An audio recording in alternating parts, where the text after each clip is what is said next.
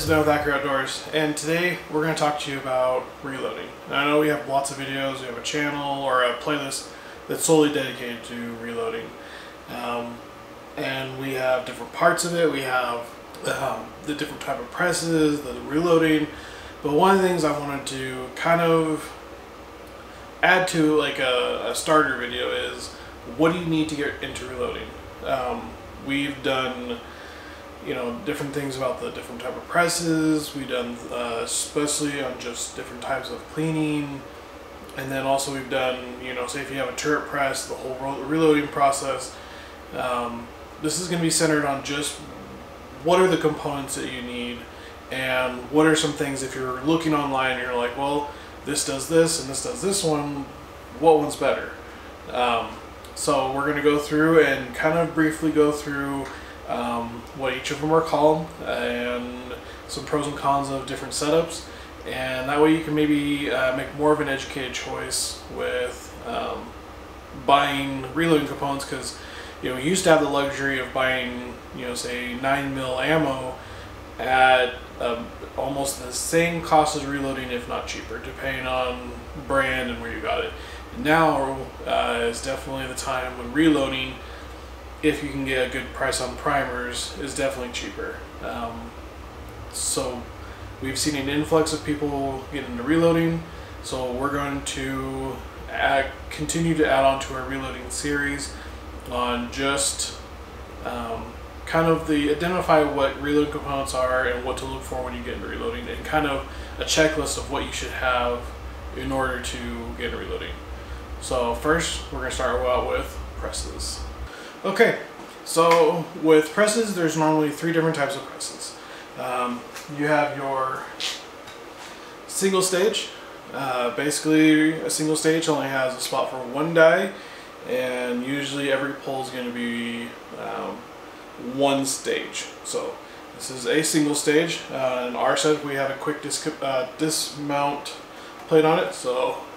And this is a Redding Big Boss, I believe.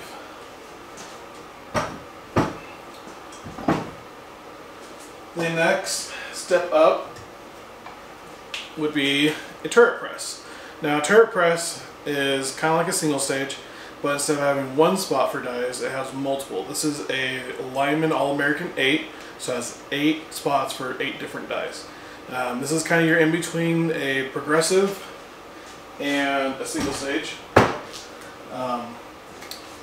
We at Accura really recommend that either a single stage or a turret is really a great place to start, especially if you've never reloaded before. It slows everything down so that you can focus on making sure that there's powder, make sure that there's primer in every piece of brass. It's definitely a great place to start. It usually allows you to do more stuff, doing rifle and pistol. It's a little bit slower, but it's a really good place to start and learn. Then we have the big boy. This is a Dillon 650 XL. This one is fitted with a 9mm tool head, so it has all of the dies you have set up. It dispenses the brass, and as you pull it, it will work its way through the process, so much faster. The only thing is the chances of things happening, like no primer or no powder in the case to get a squib around. If it's not timed right, I've had it with mine where when I go to seat, or when I go to flare the brass, that it's off a little bit and it's tearing the brass, and it was because it wasn't timed right and I had to time it. I'm still fairly new, so I really try to stick with turret presses, and if I have someone kind of with me that's more experienced, I'll try to do the Dillon if I need to knock out a bunch at once. So those are your 3 different types of presses. You got your single stage, your turret, and your progressive. Alright, next we're gonna look at ways to clean your brass. Alright, so another big purchase, because your press is going to be probably your most expensive purchase out of the reloading setup. I mean, it does all the work. Obviously, you're going to want to get a good press. It's going to do everything you want to do, and it's going to last you a long time. So the next I would say relatively big purchase is going to be cleaning your brass. So we have 3 different types here. This is your most common. This is a Dillon CV750. This is a vibratory tumbler, and basically you put walnut or corn cob, or sometimes people do a combination of both, and you just stick your brass in here and just let it run. Check it, you know, every couple hours. The more you use your media, the longer it takes, so it's a good indication of when you should replace it.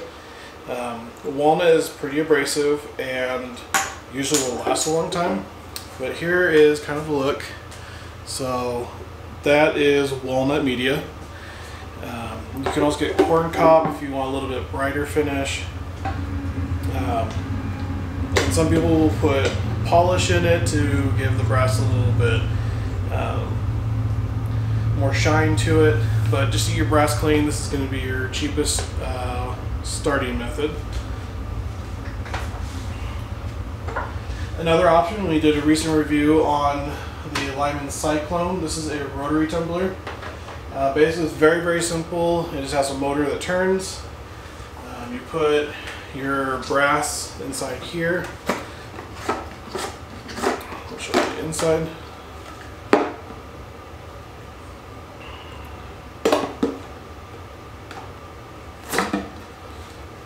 So just kind of, it's a rubberized inside, and you have kind of 2 options with it. There are some manufacturers that make a pinless cleaner. Brass Juice is one of them. They do a really good job. Did a review on those on our Frankfurt Arsenal video, so if you want to check that one out. If you want to use pins, I would recommend getting something that has the setup already. It has pins, it has a separator and everything. It makes life a lot easier if you have a way to separate it. You can use the magnet, which helps. That's another option. It uses water and chemical. Usually I've noticed that this is a lot, makes the brass really, really clean. It's more wet, but it's just a different process, so it's kind of whatever floats your boat. And then probably the more expensive option is a Ultrasonic Cleaner. This one, I believe, made by RCBS. So you can use that to clean brass. I don't really think it cleans the same quantity, but it'll definitely do the job. Kind of an add bonus with the ultrasonic is that you could clean gun parts with it too. So, you know, if that's something that you're looking for, something that's more dual purpose. So that'll be your next purchase, is going to be picking a way to clean it.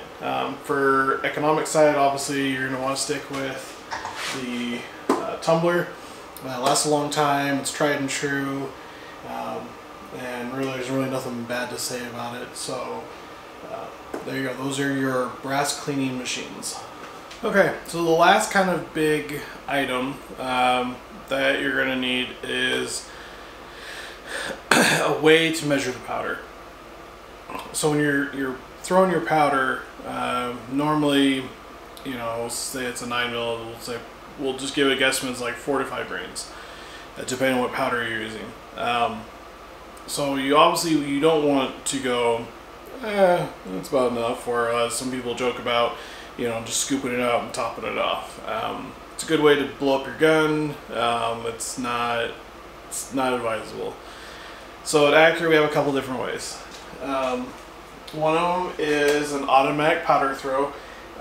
These can be fairly expensive. I believe this one was around $150, $200, right around, give or take. But this is definitely really nice. You just pour your powder in, you dial what you need, it automatically throws it. For doing rifles, I really like using the setup. For pistols, not so much. I think it's too slow, but it's whatever you want. So that's top end. Your next down is going to be, we don't have one on us, but another one would be a digital scale. So the nice thing about digital scale is that you can use it for a bunch of things, and it's a little bit faster reading. So you can use it in a combination of something like this. This is made by Lyman. You put your powder on top, and say you get a scoop that's pre-measured. So say if it's like 4 or 5 grains or whatever you need to be, say it's like 3.5, which gives you below your charge, but you can work your way up to that mark. You can take your little scoop, pour it in, so you have your charge, and then you can use this little trickle charge or trickle, and you can sit there and turn it, and then just do the rest of it the way. Again, this is a little bit slower method, but definitely precise. It works great. I think the digital scale setup is definitely good for that setup. Another way you can use the digital scale is using a powder throw like this. And the way this works is it's got an adjuster in the back, and when it's all the way down, it's closed. When it's open, it gets its charge, and it comes down, it dumps the charge. Now the way to check that is using your digital scale. Throw a charge, check it, and then make sure it's correct. You do 3 or 4 charges after that, and make sure it's consistent. Once you have it set and it's dialed in, you can lock it, and you can sit there and just throw powders all day. For a precision rifle, this is probably not the best because it's going to be off maybe by a grain or two. With pistol, you know, it's not, I would say a grain, it's, you know, 1/10 of a grain, which is not terrible because you're not doing precision pistol. You just need to be as close as possible, and these usually run very, very fast. So you can use that to use your digital scale to set this, and then once you're done, you can knock everything out. So that is, I would say, the 3 biggest components you're going to need. They're going to be the kind of the higher end stuff that you're going to need. But now we're going to dive into, I will call, the more important things that no matter what, you should have these components when reloading. Number 1, a reloading book. This is almost like your Bible. This tells you everything you need to know when you set up your load. So like we shoot 6.5 Creedmoor, so we have it bookmarked. So say we're doing, let's see, since we're doing a 9mm, so, and it goes from smallest caliber to biggest, and it separates it between pistol and rifle. So here is your 9mm Luger, Parabellum, 9x19, whatever you want to call it. It's all the same thing. So say if you were going to use Accura bullets, and like we recommend is we go off a full metal jacket load. So if you're going to do that, you have a little chart, and it tells you the velocity, how much grains, and what type of powder you're using. So if you were to use our 115 round nose bullet, and you were using tight group, and you wanted max charge, it says 4.1 grains, and it'll get you about 1,100 feet per second. The other nice thing is below it, and these are going off of Hornady bullets, but if you're shooting Hornady bullets, it'll give you the case overall length, it gives you your BC, and it gives you an item number. So obviously that's good for Hornady. Now what about Accura? On Accura, if you go on our website, on every single bullet on the website, it gives you a case overall length recommended. So for ours, we recommend going on that, checking what that number is, setting that, and see if your gun likes that. Some guns like them a little bit longer, some guns like the seating a little bit shorter. That's a good reference starting point. So anyways, that reloading Bible, reloading book, whatever you want to call it, make sure you have one of these. They're good for a long time. If you get an older one, they should be good as long as it has the powder you're using. The powder and bullet. Bullet weights and powders haven't really changed a whole lot, so you could probably pick up a used one, like an old, maybe a year or two old Lyman or Hornady, and it'll be probably just fine for what you're doing. So get one of those. Now in order to check your case overall length, you're going to need dial calipers.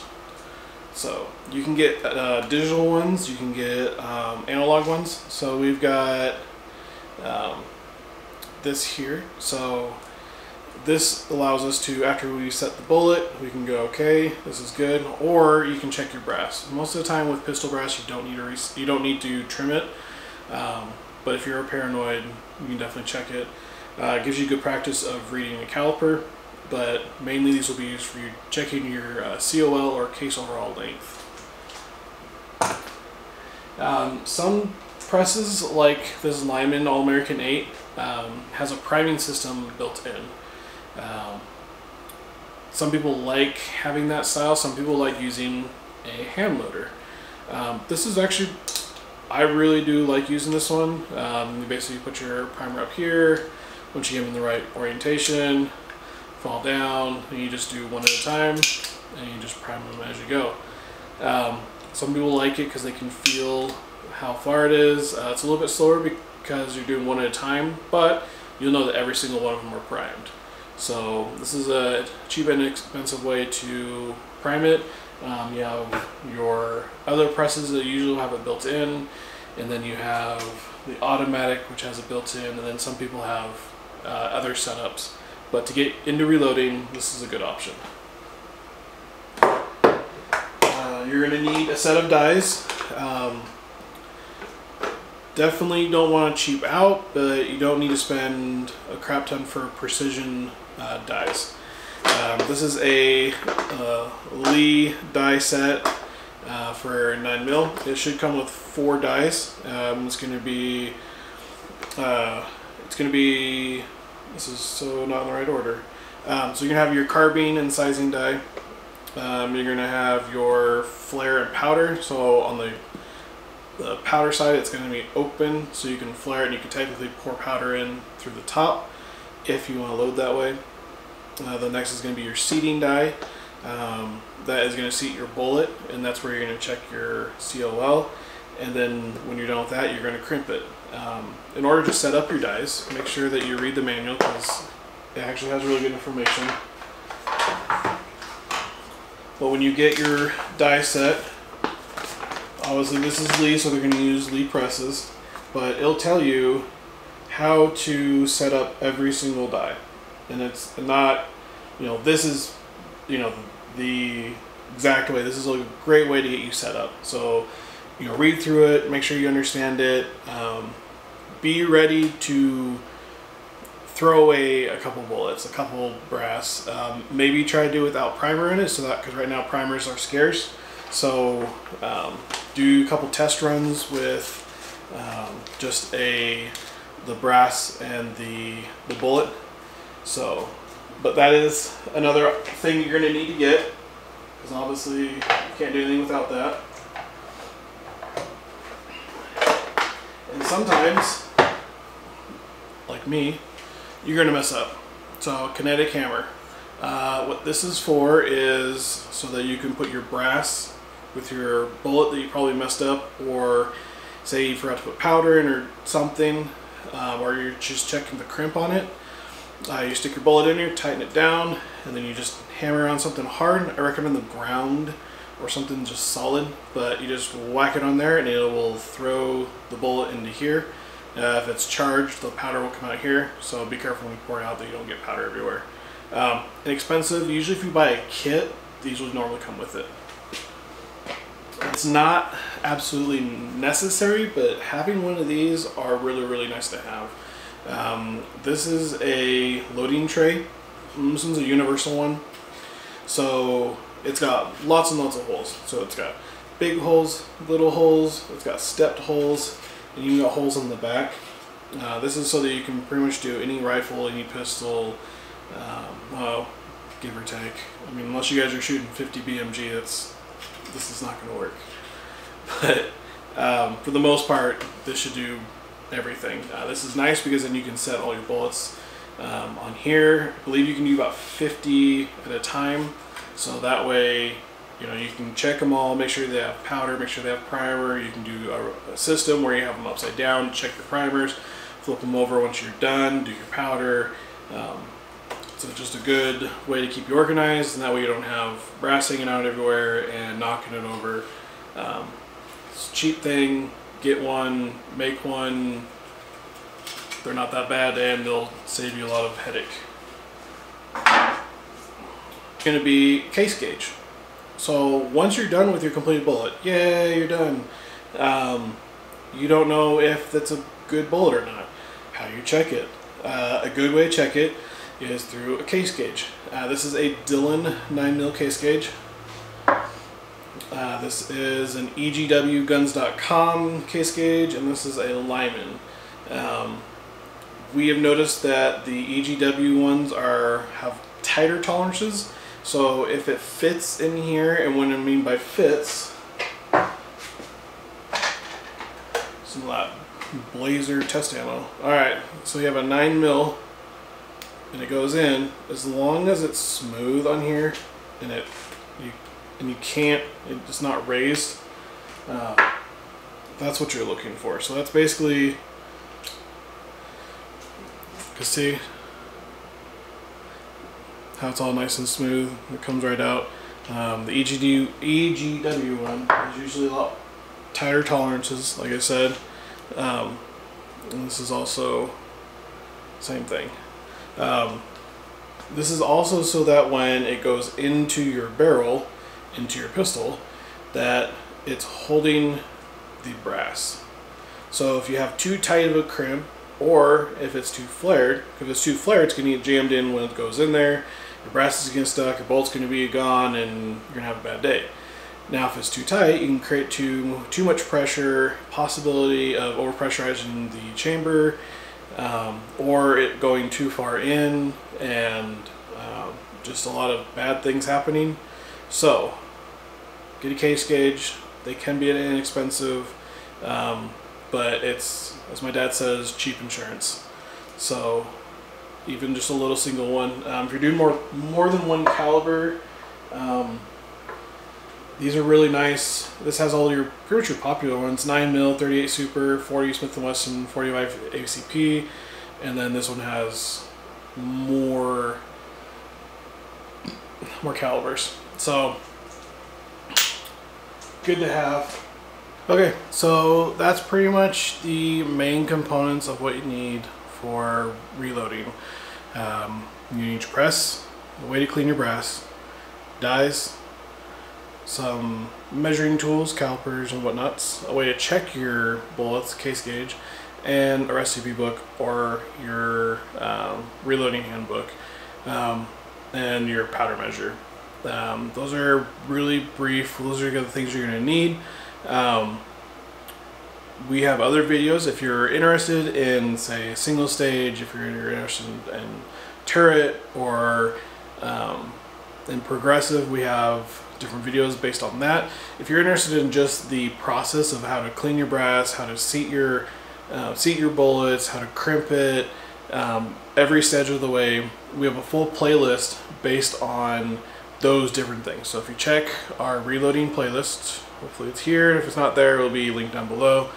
That way you can kind of get a better idea of the reloading process. Hopefully that helps you. If you have any questions, please comment below so we can answer your questions, dive down, and if you guys are interested in maybe different bolts that we offer between our hollow points or flat points, or our round nose, maybe if you're just trying to decide on powders, if you're trying to figure out brass and what's good and what's bad. We do have a video that's based on just on brass inspection, so check that out, way to clean your brass. Got a whole bunch of videos, so hopefully this will kind of give you a good idea of naming components, kind of visualizing different ones that you can get, and you have a better idea now when you're looking for good deals on reloading stuff. So until then, stay safe, and I'll see you on the range.